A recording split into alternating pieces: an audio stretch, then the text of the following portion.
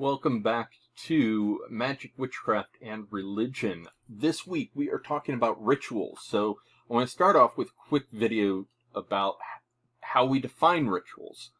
So let's get started. There we go. The way I'm going to approach this today, because there are in fact actually lots of different definitions for ritual sort of out there in the literature, but they share certain aspects. And both of these definitions kind of emphasize different things that anthropologists think are important about rituals. So I want to just sort of walk us through this, and then we'll get a sense for what is important about a ritual. So the very first definition comes from Anthony F.C. Wallace, and for him, ritual is religion in action. It is the cutting edge of the tool. Well, what does that mean? Well, if you think about it, a tool has parts of it. All parts of a tool sort of work together, but it's the cutting edge on, say, a knife or an axe where the work gets done, right? It's sort of what makes things transform from belief to action out in the world. So ritual is a part of that. It's a site where we both profess our beliefs while at the same time enacting them and making them sort of real in the world. For Victor Turner, Turner was a symbolic anthropologist, so he thought about it a little bit differently. So in terms of defining what a ritual is physically, he said, ritual is a stereotyped sequence of activities involving gestures, words, and objects performed in a sequestered place and designed to influence preternatural, that's another word for magical, entities or forces on behalf of the actor's goals and interests. Okay, so there are lots of elements in this that I want us to go through. So with bearing in mind Wallace's notion that ritual is where the rubber hits the road in terms of religion, let's take a closer look at Turner. So the very first thing, Turner is saying it's a sequence of activities. So in other words, it's more than just a wink, right? There's a predefined set of activities. Maybe they're gestures, maybe they are prayers, maybe they are doing something.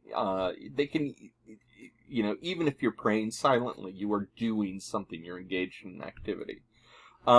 These can involve gestures, words, and objects, and oftentimes involve all of these.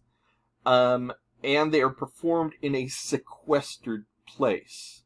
A sequestered place in this sense just means that there's a place set aside for the activity, for the ritual. Now, it may not be a big thing, like, some rituals, some religious rituals, like, say, praying before a meal. There is a sequestered place. You're at the table when you're doing it. You're surrounded by everybody else, and everybody is there. That's a sequestered place. I would add to this, too, there's also a specific time element to most rituals as well. Saying grace before a meal in a sort of Christian context, without saying it before the meal, or saying it like an hour before you're even going to eat, like those don't make sense in terms of the ritual. You're supposed to do it before anybody starts eating. Or, even more importantly, if somebody starts eating before the prayers are said, that's kind of rude. So these things have both sequestered places and sequestered times. That is, separation from the normal everyday spaces and times.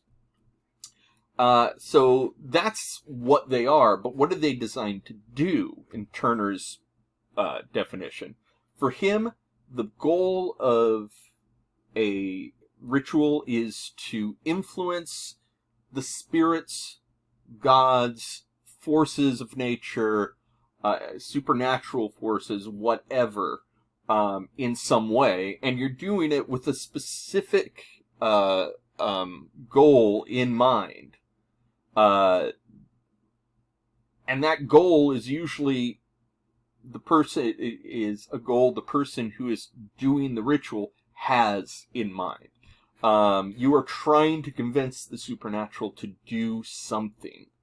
Whether that is assisting an individual in going from one stage of life to another, or blessing the crops, or who knows. But you are enlisting the help of the supernatural in some way. The most important aspect of this definition, though, here, again, going along to sort of Wallace's definition, is this is where the rubber hits the road in terms of religion. This is where we go from ideas to the world outside of our minds here, to put it in a very sort of Western context. It is performed. It is done. That performance can be to other people. It can be to yourself. It can be to the invisible forces or spiritual entities or divine entities that you are interacting with. But there is a performance. You have to be doing the thing. And it is important that the thing is done. You don't just think about doing it. So, yeah, the thought doesn't always count, I guess, is what I'm saying when it comes to ritual. But those are the most important things to stress about ritual, right? This is how religion goes from being just a bunch of ideas to being things we do and put into practice. This is not only how we rehearse what we believe in, but also act it out and actually do it. It involves a sequence of activities. It can involve all sorts of things, from gestures and movements of words to objects. It happens at specific places and specific times, and fundamentally, it's designed to enlist the help of supernatural entities of some kind, at least within the religious aspect. We can talk about secular rituals as well, which do a similar thing, except the entities are not specifically supernatural that we're looking at. So, but that's it. That is what a ritual is. So the next time you are saying prayer, or you hop over a crack so you don't break your mother's back, or do anything that, or even do an entire Thanksgiving holiday meal. These are all forms of ritual, and there are rituals all over your everyday life. I want you this week to think about, as you're going through your daily activities, where are the rituals? What are the rituals you're taking part in? Sometimes without even thinking about it, because they're such a part of your everyday life. So, good luck with that, and I will see you in the next video. So, take care, stay safe, and I will see you again soon. Bye.